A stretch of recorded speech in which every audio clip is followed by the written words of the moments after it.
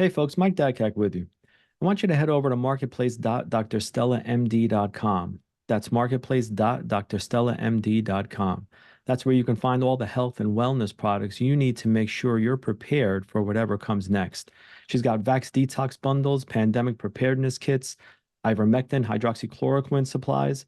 You can sign up for a telehealth session and get the care you need from a doctor who's been telling us the truth about health and wellness and COVID from the very beginning. Head on over to marketplace.drstellamd.com. Use promo code ITN as Dr. Stella, who's a friend of the show and a friend to freedom loving patriots everywhere, has agreed to give ITN viewers a generous discount. Take care of yourselves and your families by going to marketplace.drstellamd.com and getting the supplies you need to remain prepared. Tell them Mike sent you. Patrick, sir, thank you very much for taking the time. We're here today to talk about your docuseries, The Enemy Within. And right off the bat, I just want to congratulate you on this thing. It is so well done. It is so, to be honest, it far exceeded my expectations. I thought it was going to be a regular documentary, but it was just so well crafted. It's so colorful. There's so much in here that I think most of us, and I'm speaking for myself here, I did not know about your history, and it was very, very captivating. So maybe you can start off by telling us what drove you to want to create that docuseries, because as you lay out in the series, there's been a lot of people who have told you, listen, this stuff is not for public consumption. Well, to be honest, it was General Flynn called me up the day after the Durham report was delivered. The Durham report's basically a cover-up. It should be, way to think of it is it's 2 volumes, and they hid the first volume. The second volume is accurate, but they've hidden they've hidden the first volume. And he called me, and he knows what is in the first volume. And the first volume, I'm being metaphoric, sure, but it all started really in July of 2015, and they're covering it all up. And he called me at 7:01, which is what the general does whenever he's really angry, but his wife, Lori, is telling him, you can't call anyone until 7 o'clock. At 7:01, he called me. He said, Pat, I'll never forget these words. He said, this is after the day after the Durham report was delivered. He said, Patrick, your republic's hanging by a thread. It may already be lost. If we have any chance, we're going to get your story out there. And wow. And so I was induced to do a series of interviews, which led to a magazine story and a new magazine that got launched. And then I turned that story into a book called Danger Close. And then General Flynn basically spent this year turning that book into this movie, working with a movie producer or director named Matt Thayer and his wife, Joy. So it was really their doing. I showed up and did a week interview. I did a week of interview, and then and that's it. So So all credit, I do have to say, it's far better than I had imagined it might be. And it's slick. There's not a bad cut. It's very well organized. They took this very complicated story. It's something like watching The Sting inside of Michael Clayton inside of 3 Days of the Condor, is how I think of it. How's that for a view? No, it's absolutely right. It really, really pops. And like I say, there's so much to your personal history that I think people do not know. For example, your involvement in government affairs, if we want to call it that diplomatically, goes back decades. And so I'm curious to ask, way back when you were very, very first approached, why do you think they chose you? Nothing happens on accident. Do you think there was a reason, or do you think it was just happenstance or serendipity, or what do you chalk that up to? Well, the first time I was approached, it was by, as I think I tell the story in the movie, by a foreigner. I was living in Beijing. I was a student. I had a French girlfriend. I spoke Chinese by day, French at night. And this little man from Laos, muscular little fellow, came bouncing up. One evening, I was walking, speaking French with my French girlfriend, and he came bouncing up and greeted us in perfect French and wanted to talk. And it turns out he was a general who had actually run a coup in Laos years before, then been deposed by the CIA. And he was living in exile in Beijing, China. And he befriended me. We had dinner 3 or 4 times. And then he asked me to give a letter. If he wrote a letter, would I take it to the U.S. Embassy? And I didn't even say yes to begin with, but I thought about it. And I went back a week later and said, sure. And he gave me a letter. I took it to the U.S. Embassy. And that was really the beginning of the contact between Uncle Sam and me.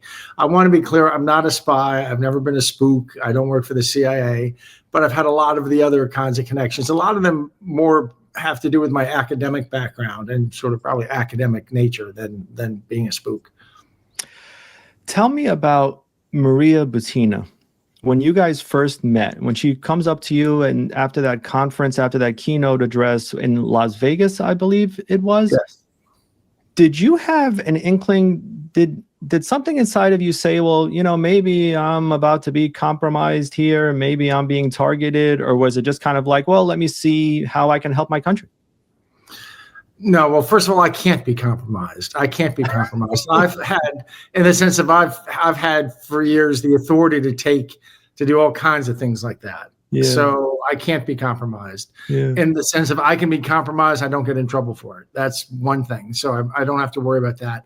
Yeah. And secondly, I knew right away. Oh yeah, I was writing my 2 minutes into our conversation, I was writing my report to Washington, figuring out what I was going to say. So from the very beginning, I was having the conversations and developing this relationship, knowing that I was going to be sending in information to Washington, saying there's a woman here that's quite interesting that you should pay attention to.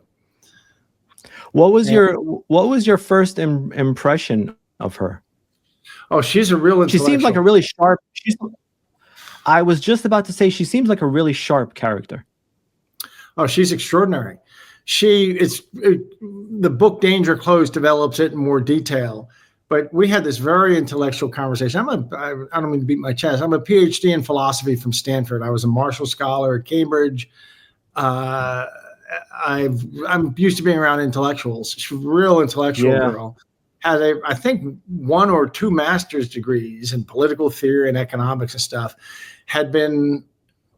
She had gone to there's a remnant of the Soviet days where there's a boarding school where they select the top 30 kids from across Russia each year. 6-year-olds are tested, and the 6-year-olds are tested for mental and physical prowess, and the top 30 are sent to some boarding school. And she was selected and went. And she went, I think, for 10 years and graduated number 2 in her class. So she's a real 99.999% kind of girl. Plus, we had this fantastic conversation on everything from Chekhov to Mark Twain and Milton Friedman and Hayek and the Austrian school. And I mean, she was 26 at the time. She had a great intellectual depth to her. At 26, that's what struck me. I mean, she had command of such subjects at a very, very young age. Do you think ultimately that she's because I'm going to say something that might be controversial, but I think she's a Russian patriot. She is someone who cares very deeply about her country. And she strikes me ultimately as maybe more on the side of white hat than dark hat or black hat. I'm curious to hear your take. Well, let me tell you how she presented herself once we sort of got to know each other over a meal, 45 minutes into it. And let me insist, everybody here is Russians, they think Red Sparrow. She was not coquettish at all. There was nothing. It was very professional. In fact, she carried herself more like I would think of as if I told you there was some 43-year-old female executive producer at NBC, just think of how such a woman would carry herself, very professionally, very slick. That's how she was. So the fact that she was doing that in a second language at age 26 was, first of all, quite arresting. Secondly, we had this wonderful intellectual conversation about history and all kinds of things. Then when she got to it, this is what she had to say. She said, Patrick, believe it or not, so she uses the word liberal correctly to mean like Ron Paul is a liberal. Liberal as in the sense of classical liberalism. Outside the U.S., liberal just means something that different than what we mean in the U.S. Right. So she's, Patrick, she means it more of a libertarian kind of vein. Yeah, we say libertarian. It's or a classical liberal or something, or I just say constitutionalist. I mean, our Constitution is a constitution that embodies the principles of classical liberalism. It's like if I'm happen to be in the Middle East at the moment, you can be an Islamist, You can be a socialist, or if someone says they're a liberal, what they mean is we believe we want a country that's like the USA. So when someone says a liberal, they mean that's what. So as opposed to a democracy or constitutional republic, she said, I'm liberal, Patrick, but there are 50 oligarchs who run Russia, but there are 7 who really run Russia.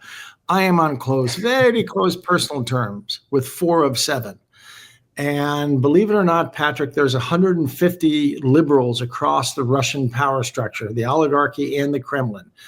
And we know that Russia once had a fine relationship with the United States before the Soviet Union. And we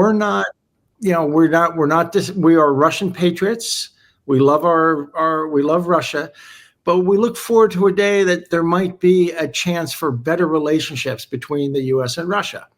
And we're not disloyal to President Putin. He's our president, but he may not be president forever. And there's going to become a day when a different conversation can be had.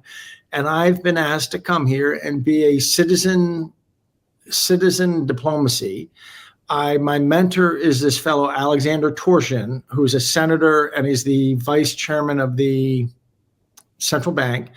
And I have a boyfriend in D.C., and I'm going to be living in D.C. doing graduate work, Patrick. But my goal is to develop relationships in the Hillary, Cruz, Rubio, and Trump camps. So whoever wins in this upcoming election, Russia already has a conversation and a relationship into. Well, that's interesting on a lot of levels. One is, so this conversation was July 2015. You want to comment first before I go on? No. I was just agreeing. I couldn't hold it. I was because you're right. I think it is interesting on many, many levels. Yeah, and one of them is, as I explained in the movie, the different things I've been used for by Uncle Sam, and it's more like, first, I want to insist, I'm not CIA, I'm not a spy, but I've been used at opportunities that often had to do with peace. And that was sort of my great honor in life, that I had this. I never have been married or had children. I had my professional entrepreneurial career, and then I had this second life. And it often took me abroad and had to do with opportunities for peace. And I gave a couple examples in the movie. It's not the strangest thing that's ever happened that something like that could actually lead somewhere. So I was about 60% excited. I was about 30% concerned. You have a gal with connections into the Russian power structure who's going to be living in Washington, D.C., and plans on swanking around our political class. That you can see why that's something the FBI should know about. Should need to know about. And then there was another 10% in the back of my mind, as I explained in the movie, that I was kind of curious to see. I'd already become suspicious of corruption within the FBI and within the government in general. I was kind of curious to see how they would handle it. I had a duty to report it. I maintained a security clearance because for these different tasks I got, I had to have a clearance so people could brief me, and then I could go do the task. So I had a very high level clearance. And so that means I had an obligation anyway to report any contact like this. Secondly, she was asking me to go to Russia and to give a talk at the central bank. And then, Patrick, we will arrange a meeting in the Altai Mountains. There will be 45 people from across the Russian power structure there. And we will spend 3 days with you talking. She was very impressed. I had this special relationship with Milton Friedman. And do you know who Milton Friedman was? Sure, famous economist. Yeah, and when he died, he called me a few weeks before he died, and he asked me if I would. His foundation was supposed to either dissolve or change its name at his death. And he called me and said, we've become friends over the last 7 years, Patrick. I know the end is near. I'd like to make a change in my will. I'd like you to succeed me and carry on my name for 10 years and then change the name of the foundation. So to me, that means something to you. That tells me something nice. 2% of the world, that means 98% of the world, that doesn't boil an egg. There's about 2% of humanity. I mean, to me, that was like Isaac Newton had called me and asked me to do. That's a huge deal. Sure. Yeah. Well, to Maria's in that 2% as well. So, and she knew about my connection to Milton. So that was a big deal to her. And so she was saying, you're going to come and give a talk at the central bank, but then we want to take you to a resort in the Altai Mountains. We'll spend a few days with some 45 people from across the Russian power structure and talk about Milton Friedman and liberalism, but also what a future relationship between the US and Russia might look like. And I even said, well, what about the FSB? And she says, don't worry, this will all be taken care of. So that's something I obviously have a duty to report before I do it and find out whether they want me to or not. Secondly, I had a duty just to report that contact anyway. Third, I was actually optimistic. If her story were all checked out, that's something, stranger things have happened. I've seen lots of peace things up close and personal. Stranger things have happened that a contact like that actually develops into something that moves the Ox Carter piece forward. So I had a lot. So that was my initial reaction to the meeting. But so I had to contact some folks at the FBI to explain to them what this meeting and what she was saying. And that's when things got weird, as the movie depicts. That's when things got weird, indeed. What are your views on our relationship with Russia? Because again, I don't want to sound like an apologist, but they seem to want to reach out and reach a point where we can coexist kind of naturally. We don't have to be at each other's throats. And that seems like something that seems like a worthy goal to me, something that should be at least pursued. I'm not saying that we have to look the other way on issues that we care deeply about. And in fact, I'm saying the opposite. We should not do that. But that seems like a thread we should at least pull on. And there are some people in current government who, no matter what the opportunity is, they're just like, no, we have to do away with this fella, and we have to constantly be at odds with that country. Mike, good for you. Good for you. And yes, saying that doesn't make you an apologist, although they tried to paint you that way. I was raised, in a sense, my Dutch uncle through a lot of this was a general named Jack Vesey. Jack Vesey was the chairman of the Joint Chiefs for 2 terms under Ronald Reagan. He was a Hawks hawk. He was, as he would say, the founding member of the Nuke 'em Till They Glow Club. So this guy had impeccable Hawk credentials. But when everything started heating up about Ukraine in 2014, he took me to something to see Kissinger and not Weinberger, Kissinger and George Shultz, who he had known, of course, from his Reagan days. And in that discussion, now these were 3 people with impeccable Hawk credentials. Yeah. And they were saying in January of 2015, it is nuts to be starting World War III over Ukraine. It's not necessary at all. Mm-hmm. We don't have to take Ukraine into NATO. If we take it into NATO, it's got a special cultural significance to Russia that it's super provocative. It has a special cultural significance. In addition, it's kind of the birthplace of Russia, at least the Russia religion, Russian Orthodox Church. In addition, it means we're putting our tanks 250 miles from Moscow. Russia's been invaded 4 or 5 times in the last 200 years from the West. We're really stepping on a toe. It's much better, Patrick. They were telling these Hawks were telling me much better. It should be like Finland. It should be like Switzerland. We're going to keep it neutral. It's not going to be, it shouldn't be a Russian province, but it should be, and that's what should be done. So that's how these Hawks felt. And yet I have to say, there's been this crazy group, Hillary Clinton, Barack Obama, and Joe Biden, who've been absolutely certain since 2015 that we got to start World War III over Ukraine.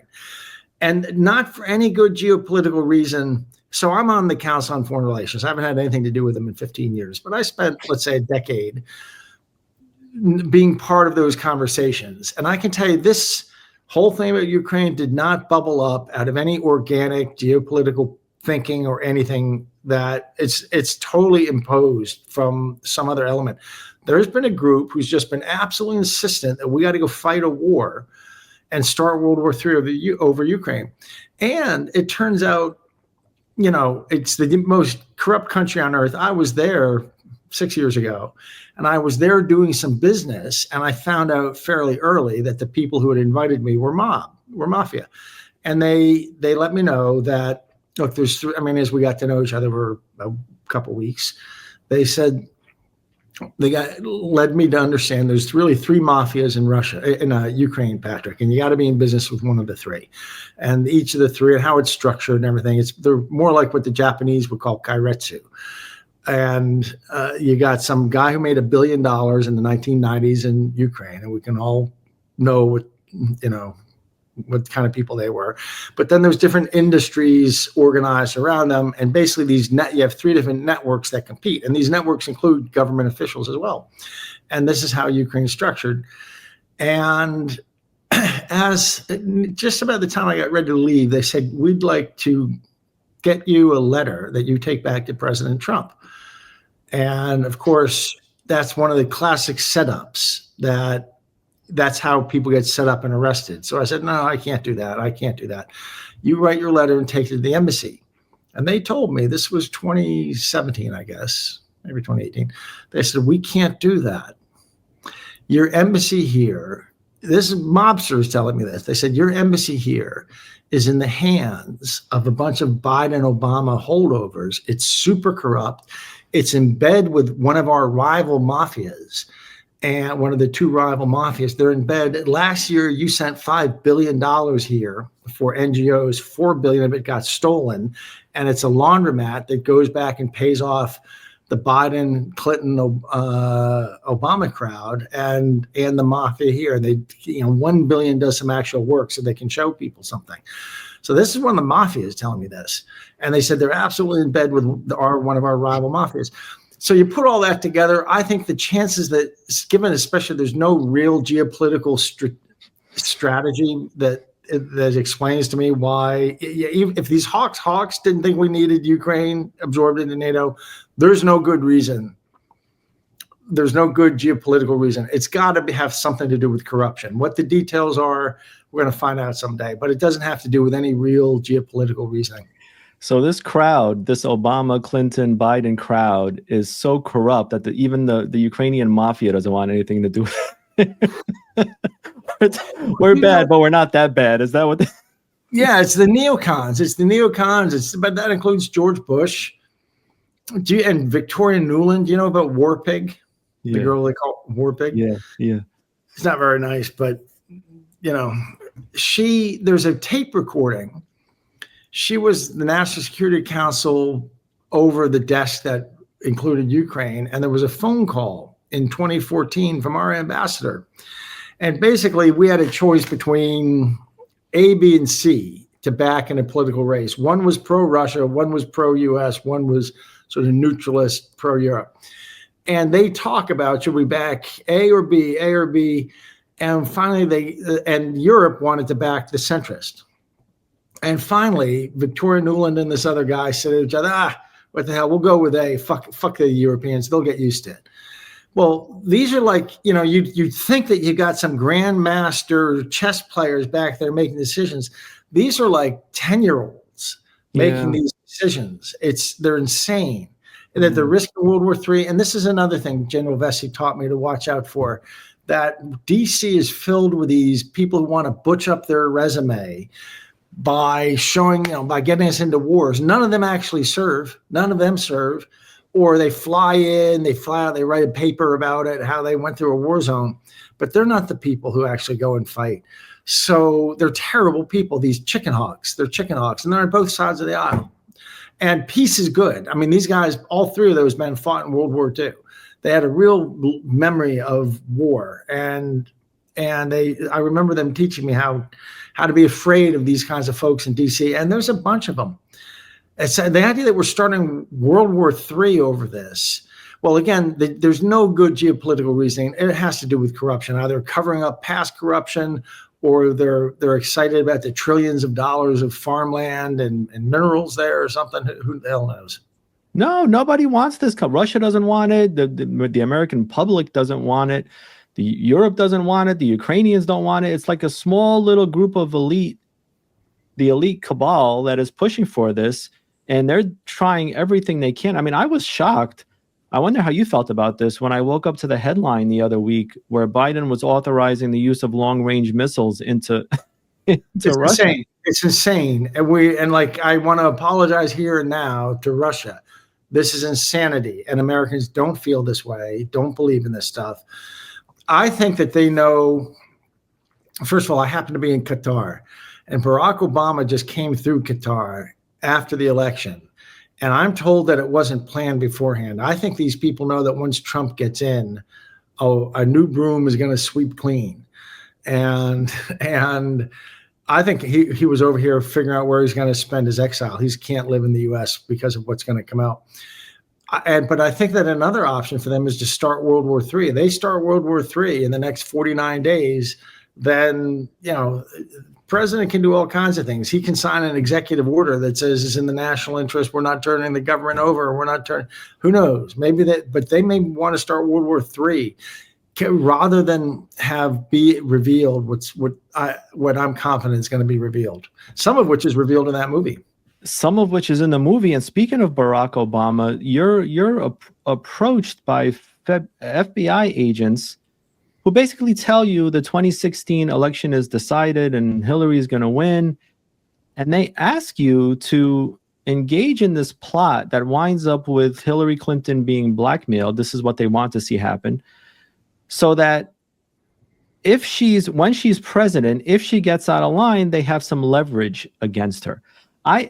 Please tell us about that. But I also want to say Barack Obama,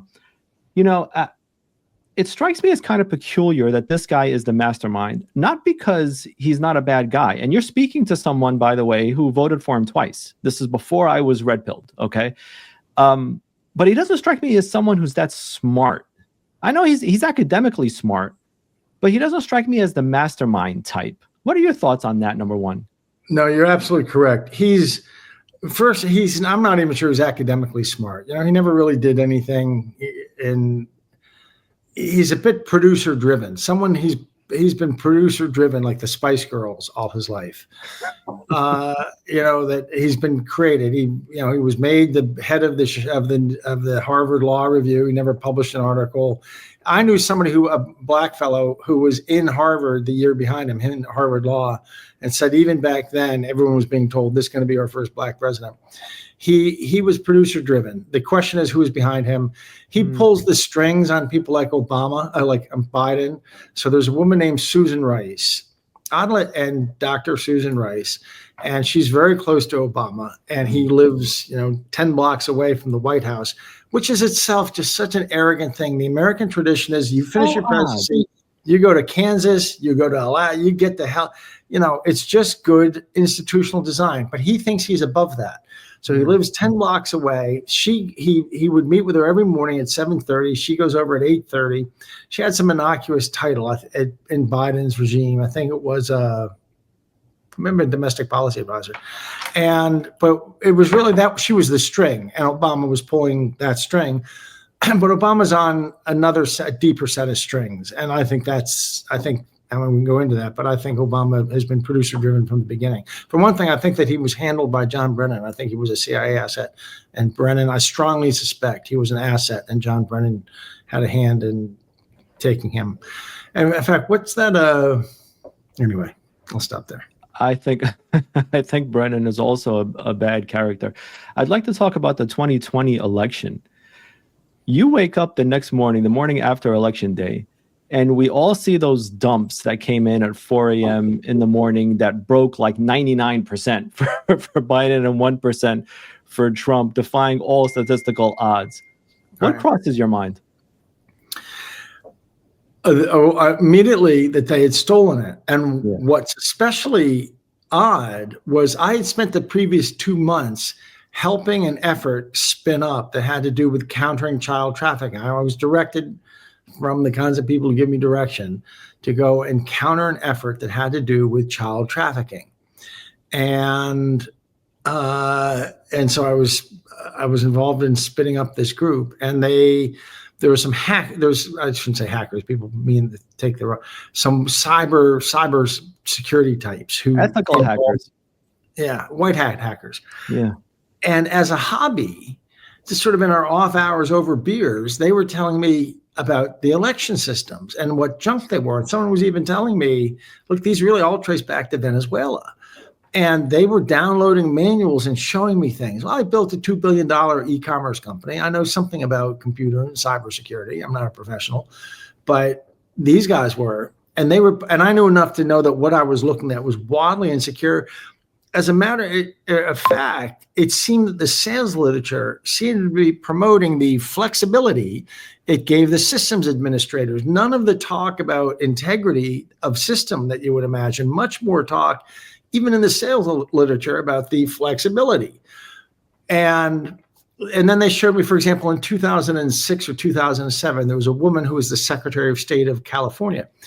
And it's just as these machines were getting going, she had 8 computer science professors from the UC system, like Berkeley and Caltech and Davis, form a panel and study these systems. And these people wrote a report that said, this stuff it violates every principle, basic principles of cybersecurity. And in fact, it's so bad, we suspect it may have been designed to be hackable. So this is what they were saying in 2006 or 7. And then they were teaching me and had me tune in on different election scandals that occurred around the world, like in Iraq in 2008, and Ghana and Philippines and these different places. There have been election scandals, and where there have been certain patterns. They shut down the counting of votes. The counting of votes gets shut down for some period. The first principle we teach in elections, when we teach people how to run elections, is an election without transparency has zero credibility. Yeah. And secondly, we teach once you start counting the votes, you got to finish. Well, here we had 6 cities, the 6 major cities of 6 swing states, stopped counting votes. That seemed, just on the face of it, that's a huge red flag. In addition, what had happened in these other places like Fallujah in 2008 was they shut down vote counting. They shut it down for 12 hours in Ukraine in 2014. And then when they different excuses each place. And then when they turn it back on, the guy who's way behind had caught up, and it's always the same pattern. Well, that had happened in America, and I was stunned by what I saw. And as a guy who built people, being a CEO of a tech company, you work a lot with numbers. My life has been numbers, and there's all kinds of statistical patterns in that election that never would have happened in nature. Never would have happened in nature. And I mean, I could go on all night about crazy things that within 24 hours, we pulled out all these patterns that, there'd be one precinct in Georgia that had run for 2 hours with it being 18 votes for Biden, 1 vote for Trump, 18 votes for Biden, 1 vote for Trump, over and over. And then it would stop there and shift to another precinct. And so it's 5.55% for Trump. But it was really strange things were happening that would never happen. And of course, yes, the late night dumps, you would do the math, and they were 93, or they were this 94.5% over and over and over. And runs of 300 in a row, and 300 Biden votes in a row. Well, the chances of that happening are so infinitesimal. It's basically, even if you're talking about a district that is 95% Biden, the chances that you would have 100 in a row is 0.95 raised to the 100th power. That's 0.00. I mean, you get into scientific notation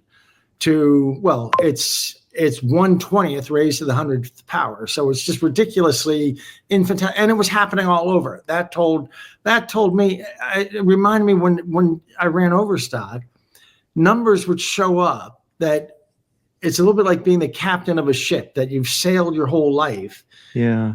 And you can kind of feel it. And if something is out of place, even if you don't know exactly what, you can always feel when numbers are, and you kind of have to zoom in. And I'd done that 50 times over 20 years at Overstock, and I'd found something. Some guy in our jewelry returns cage. Some customers out there were ordering diamond rings and then popping the diamonds out and putting cubic zirconium in and shipping back. Well, up with me at the CEO desk, what I'm getting is a spike or a decline in margin. and an income statement. But then then you're tracing these signals back until you find, just through, sort of broad looking at numbers, until you're zooming in on, it's this guy sitting at this desk in the back in the warehouse that's doing that. So to me, it was massive red flares the morning I woke up. In fact, I have trouble understanding that other people couldn't see it. And I get mad at some of my smart friends, academics, because I think they have to be gaslighting me. They have to be. This guy's so smart. He's a smart historian. He's a smart philosopher. He's a smart this, that. They have to be gaslighting me when they tell me they can't see this. But what I've learned is they're really just like there are people among us who are functionally illiterate. And it turns out when they were looking at a menu, they're just pretending to be able to read it. There's all kinds of people who are sort of logically illiterate, and they can't look at that and infer what is going on. A whole bunch of them are college professors. They're absolute bloody idiots. They think, I mean, they may be great writing about, Shakespeare's sonnets, but they don't see the patterns in that I just thought anyone could see. So I would get frustrated with some people because I would think they were gaslighting me, but it turns out they're not gaslighting. They're just like, they're idiots in a way outside of the one narrow academic field they're in. One of my favorite parts of the movie, kind of along the same lines, you mentioned about, you went public years and years ago about the stuff you were seeing on Wall Street that was favoring the money on Wall Street and not so much the American public.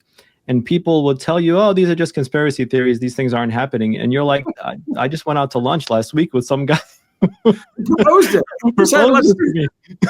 Yeah, it was so weird. I'd be talking to these journalists. They'd write pictures of me with UFOs coming out of my head. I was a conspiracy theorist. It's like, no, I literally just had dinner with somebody in Greenwich, Connecticut, who I had a number of conversations of the form, hey, kid, we can make a lot of money together if you play ball. And so I knew that it wasn't conspiracy theory. I knew that people were doing this stuff. And yeah. No, go ahead. Well, that's when I thought the world worked something like the Pelican Brief. That when Julia Roberts figures out that some evil corporation's doing something, she writes up her term paper, puts it online or something. The FBI swoops in, the DOJ swoops in, the Washington Post swoops in. No, the world's not really organized that way because all that corruption is feeding different mouths. And what happens is those agents come out of the shadows to distort and suppress whatever it is you're trying to tell the public. And so I saw that when I fought Wall Street. And I would say the alacrity with which the journalists came after me, maybe it's forgivable that they're just kind of thick. Journalists love to pretend that they're hard-headed and analytic people. They're not. They're thick as bricks for the most part. I mean, obviously you're not, or I wouldn't be here. Well, thank you very much for that. I'm glad you brought up journalists. I want to get to this meeting in December of 2020, December 18th, 2020. You find yourself in the White House in front of President Trump with Sidney Powell, General Flynn, a few others, including White House attorneys, White House lawyers, and you're presenting this case to President Trump. And first of all, the journalists, they classify this, oh, it's a crazy meeting. Oh, it's the craziest thing that's ever crazied in the history of crazy. It turns out it was actually a very sober, very serious meeting in which you present paths forward for the president to kind of investigate these reports of election irregularities, we'll be generous in calling them that. And he, to his credit, decides that he gives you guys the go-ahead, but to take the path with the least obtrusive, intrusive, invasive path, the one with the lightest footprint, as you guys classify it. 100%. The way that meeting has been described is total nonsense. There was no talk of theories of vote flipping from space or anything. We saw this path forward, and we knew that the worst thing that could happen was just this to be swept under the rug, because half the country thought it was a lie, and we couldn't function as a country without getting to the bottom of it. And to be honest, I didn't vote for Donald Trump, neither of the first two times. This wasn't about Trump to me, but I knew that our country would come apart if we just tried to bury this. So It was based on the statements from the government. The government had a series of statements, October 22nd of 2020, that came out and said Iranian advanced persistent threat actors, hackers, are infiltrating our election systems. On November 3rd, the day of the election, they came out and said Iran has successfully hacked one state's voter rolls, which is very important. Getting access to the voter rolls is very important because when you feed the ballots into the machines, the ballot needs to check a name off for each ballot it accepts. So having the voter rolls infiltrated is very important. And they're going after other states, and other nation state enemies are joining in the attack. Then on December 6th, they came out and said there's been a massive cyber attack going on against the U.S. And then on December 13th, 2020, they came out and confessed the United States has just been hacked straight through to its toes. That there's a piece of software called SolarWinds from SolarWinds was the company that out of Fortune 500, there are 425 companies that were hacked, as well as the CIA, the NSA, the DOD, the State Department, the DHS, the organization within DHS called CISA, which looks after everything has been hacked. And this was the government came out and said this on December 13th. And so that was one stack. We had a folder with 5 or so of these statements from the federal government itself. And we had an executive order signed by Barack Obama. Barack Obama signed a statement that said if the president believes and finds that there's reasonable grounds for him to be concerned about a foreign penetration into an election, he gets a range of alternatives. And it goes from a quickie investigation to a deep investigation to a this to a that, that theoretically he could cancel the election and run it again. And we were there just to say, Mr. President, you have this option in front of you. You can just order a quick investigation. Look, down in Georgia, to this day, there's a stack of 150,000 ballots. From 2020. There's a dozen affidavits that say it's at least 150,000 ballots. Not one of them has been folded, although they're all putatively mail-in ballots. Right. And every circle is drawn in perfectly, like a computer did it, and they are 93% for Joe Biden. So you could, in 5 minutes, send the DHS in there to look at that stack. And if that all, so we were suggesting a quick investigation that could be done in 6 places, really in 2 days. And it was not based on any fanciful theories. It was based on statements from the federal government itself as to what was going on in the systems, and an order by Barack Obama. So there was nothing, I don't see anything legally problematic about that. And what we were recommending was something very light footprint. Get it done in 2 or 3 days. And when I said, sir, if we don't find in a couple of days what we think we're going to find, you need to concede immediately. He cut me off to say, Patrick, you have no idea how easy that's going to be. You have no idea how easy it is going to be. Look, Marine One lands right over there on January 20th. I can walk there. I can hold my head high. I will never spend another night in this town again. I'm totally fine with that, Pat. But if I think this is, I've got my golf courses, I've got my family, my friends, my life's going to get a lot better. But Pat, can I really do that if I think that this election's been hacked and there might be a foreign government involved? Can I just do that? So I don't see anything extremist about any of that. It seemed very reasonable. But that's why the press has tried to convey this other narrative that he was this tyrant clutching at power. It's all fake. And this isn't the theory. I'm the guy in the room. So you were a key witness, and that's another one of my favorite parts in this series, when he tells you, listen, if you guys don't find anything, I will be, I'll be on Marine One. I'll be flying out of here, and I'll be doing it with a smile on my face. Completely contradicts the narrative of this tyrant clutching the power, and I don't want to leave, and we're going to overturn democracy, and we want to overturn an election. The mainstream media, when they report, sadly, they report the exact opposite of what is actually happening. And this is why this information is so bloody important. I want to ask a very quick question. I think it's quick, but the answer may not be so quick. Venezuela, why do they keep figuring in this story, in this election integrity story? I'll tell you exactly why. In 1999, a mafia took over Venezuela. And just so you know, it's called the Mexican mafias you know about, or cartels, which are the Gulf, the Zeta, the Jalisco Nuevo Generation, and the Sinaloa. They are really the vice presidents. The president is the Venezuelan cartel. The Venezuelan cartel is called the Cartel of the Suns, and that's a reference to the generals in the Venezuelan military have suns. They don't have stars, they have suns. And when the Venezuelans speak of the Cartel of the Suns, what they're saying is our mafia, in the capos of our mafia, are the generals of the army. The government is the mafia in Venezuela. They took over in 1999 under a guy named Hugo Chavez. I was in Venezuela, incidentally, 6 years ago, and when there was cannibalism. And there's pictures of that in the movie. There's some interesting pictures. Well, they seized that Venezuela has the largest oil reserves in the world, bigger than Saudi Arabia.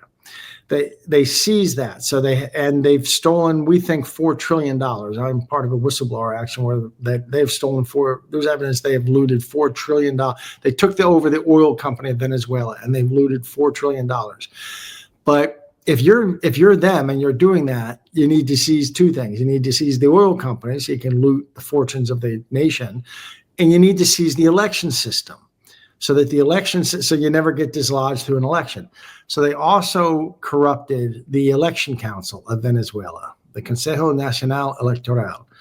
The mafia took that over so they could never be dislodged. And that election council created a software pack, sent 3 young engineers to Miami, to Boca Raton, to research and find a software package that they could adapt to Venezuela's elections so they could be rigged. And they did that.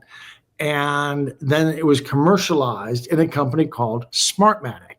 And then Smartmatic is just the commercialization of the Venezuelan Election Council, which itself is a subsidiary of the Venezuelan mafia.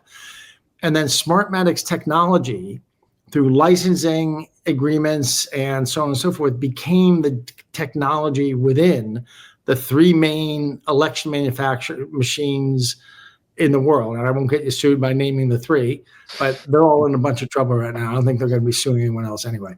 But I think they're all going to be in prison soon enough because this is it. So just like when you buy a laptop, if it's a PC, it doesn't matter if you buy a Lenovo or Dell or HP. On the inside, it's Microsoft operating system. When you buy election equipment, on the inside, no matter what the brand is on the outside, the inside, it's a software and technology package that really, if you pierce all the licensing agreements and corporate divestments and acquisitions and blah, blah, blah, it goes back to Smartmatic, which is a commercial front of the Venezuelan Election Council, which is a subsidiary of the Venezuelan mafia. That's what you're voting on. And they've been rigging elections for 20 years in 72 nations.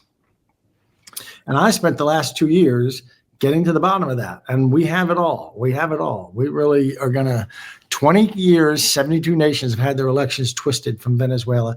And really the chairman of the board of the whole effort is China. China, Sun Tzu said the greatest victory is to be where you win without fighting. China is collapsing the West without having to fire a shot. At the end of the day, it's their manipulation of election systems behind the scenes has brought to power what we've just experienced in the U.S. and has brought to power in Europe a bunch of people who opened the borders and said, let's have 20 million people who hate us show up.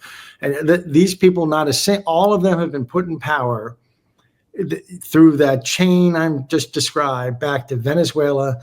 We even know, even in more detail, how it's done. The frontline office, which rigs the elections in Serbia, and that Serbian office is staffed by people from Serbian military intelligence and Chinese military intelligence. And on the day of elections in the U.S. and in these other 72 countries, there's an institute in China that's studying and we have 3,000 counties in America. There's an institute in China where there's an expert on every county. And I'm sure whatever county you're in, Mike, there's somebody in this institute in China who knows that county better than you do. They know who should be winning the school boards, who should be the judges, who should be the police captain. And they're smart enough not to make the whole country flip communist overnight, or it would have been spotted. It's been for 20 years bending our politics.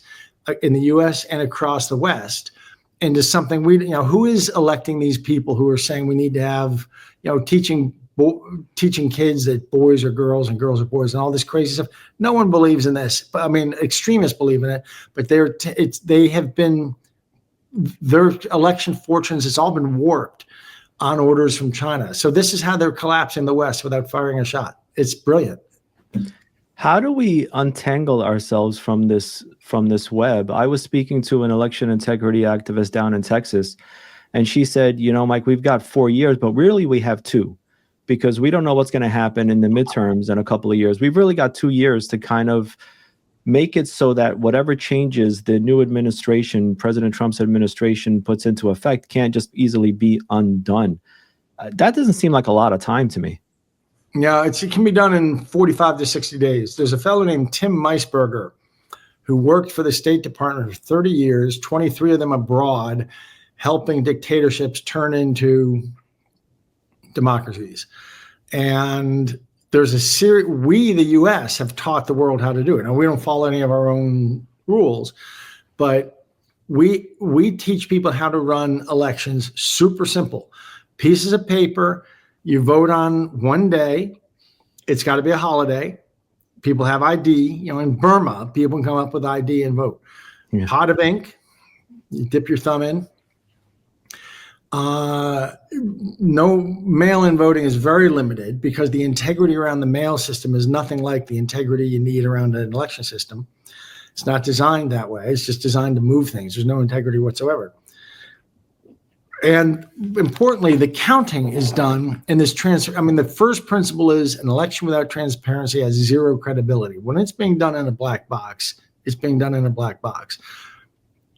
And there's a system where you set up a wire frame at the end of this village, at the end of this hall in some village in Burma. There's a clear plastic bag.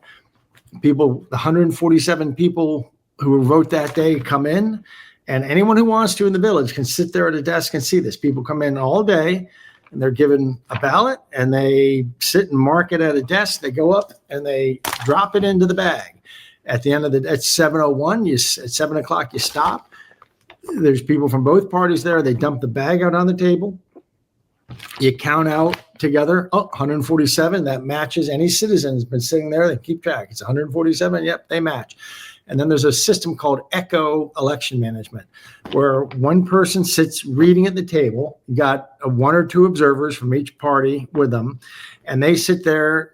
And then there's like 3 people at chalkboard or on a pad of paper each, and the person reads off, and you can go through the 147 ballots in 10 or 15 minutes with 30 different races. You take one race and say, okay, this is, for referendum number 1, aye, and then holds it up so anyone in the village sitting behind me can see that that's what that vote was. Yes. Okay. And everyone marks. Okay. Same question. The next ballot, no. They hold it up. And you can go through 30 races in 15 minutes, 30 minutes. The tallies all should match. If they don't, it's very easy to unscramble it. And then you put all the ballots in a clear plastic bag. You put the scorecard, everybody initials. You drop that in the bag, seal it up with tape, you initial that. Then and only then, so you're counting the votes, where you're counting the ballots where they're cast. That's a principle we teach all over the world. Because again, once you put them in somebody's car and driving them, there's no integrity. And people can call the vote ahead or before it gets to county, but still it shows up at county, and all county is doing is they're adding up some 3-digit numbers. That takes them 10 or 15 minutes, then goes up the chain. You have the whole nation done in 2 hours. The counting is done, and every atom in that complex molecule is completely transparent. If somebody says this county doesn't look right, it's a matter of going in and do those 3-digit numbers add up correctly? Oh, they do? Oh, if they don't, okay, well, let's go. I mean, you can get to the bottom of anything like that. And we do this all over the world. We teach people how to do this. And I've talked to Tim about this. He says this could be taught in 45 to 60 days. And I think if I were President Trump, I would have the National Guard do it. I'd have the National Guard do it, and I would have, spend 2 weeks training the National Guard all over the country, and then a week before the election, we're going to say, okay, we're going to take the National Guard from Oregon and move them to South Carolina, and the National Guard from North Carolina, and they're going to go to Nevada. And so you mix everything up and you just run your election. I think what would come out if we did that, we would discover that we're a very different country than we think we do. I think that it would, first of all, we'd find out that there's a small minority who have been hijacking our elections, and we're not at all like we think they are. There's nobody who believes in this stuff, or very few, 15 to 20% of the people really believe in the direction that Joe Biden's been taking us.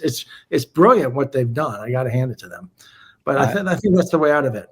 I think that plan is brilliant. And are you gonna call up the president and tell him, listen, we got to do this?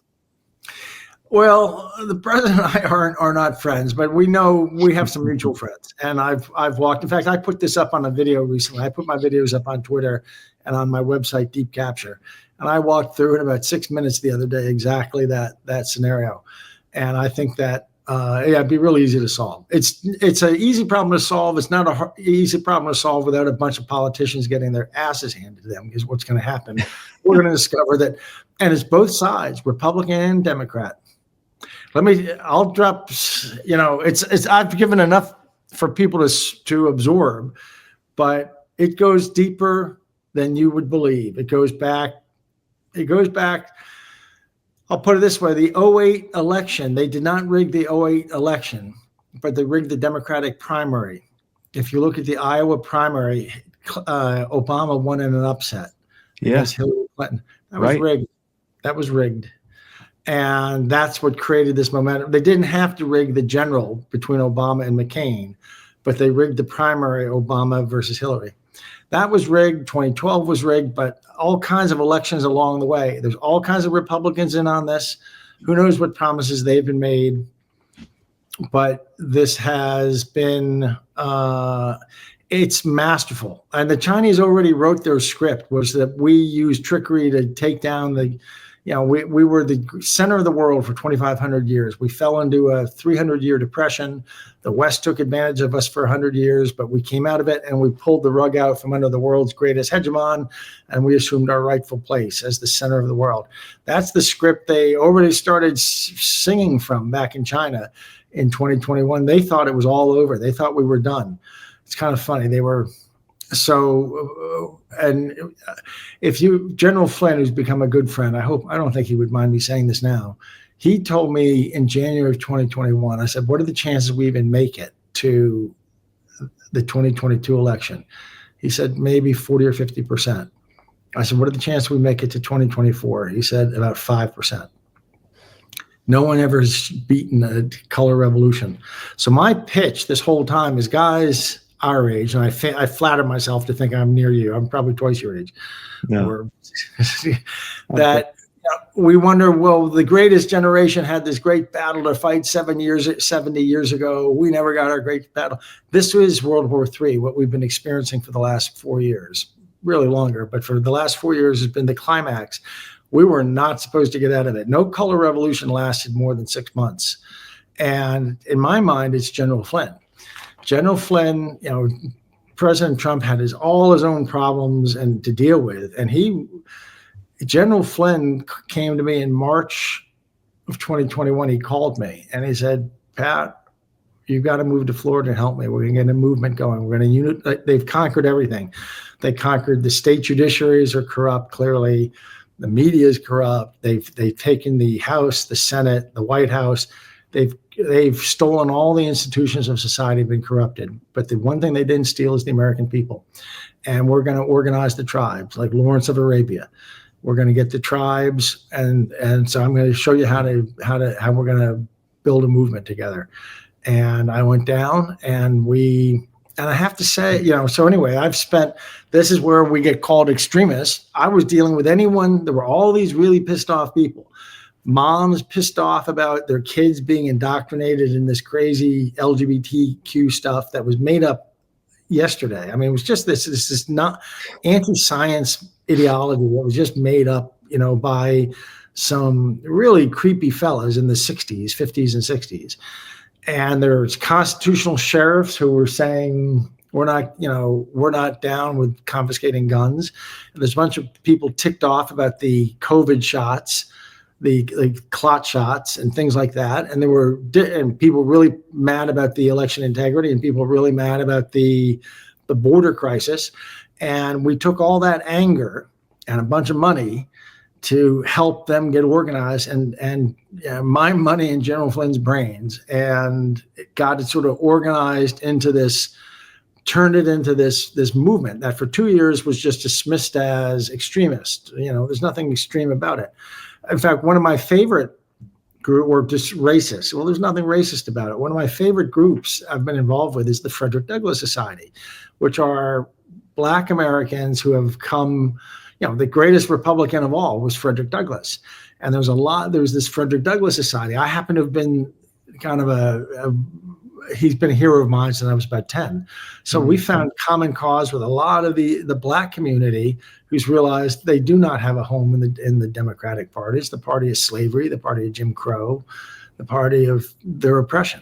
So it's been a crazy 4 years. I never thought I would do politics, but I've done politics for the last 4 years. And that's 4 years more. That's my quota for politics in this life.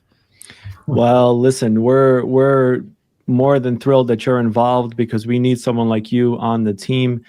And I, for one, want to thank you not just for taking the time today, but for being in this fight, because I think that your knowledge and your expertise has moved the conversation forward and continues to move it forward. So you, sir, are one of the MVPs of this movement. The docuseries is called The Enemy Within. I couldn't recommend it more. It is 3 episodes. It is, I mean, I don't know if you guys try to do it this way, but it is very, very entertaining, even though the subject matter is nothing short of the future of this country. But it is a great way to spend an evening or a couple of evenings. So I highly recommend people check it out. And you guys have been generous enough to give us an affiliate code, which is scrolling at the bottom of the screen here. So we're going to continue to push this. And I just want to thank you again, Patrick, for taking the time. You were very generous with your time today. And thanks for doing what you're doing. Mike, it's really been the honor of my life. It's been the honor of my life. And if you can't remember the title of the movie, Enemy Within Docuseries.com, just remember PatrickByrneMovie.com, and it will redirect PatrickByrneMovie.com will redirect you to the right website, and use the referral code ITN and which I think knocks 10% off the price. It's only $5. It's a lot of entertainment for $5, wouldn't you say? It is fantastic. I mean, you can't find a better way to spend $5. If it's really a great piece, and it's great work. Thank you very much, Michael.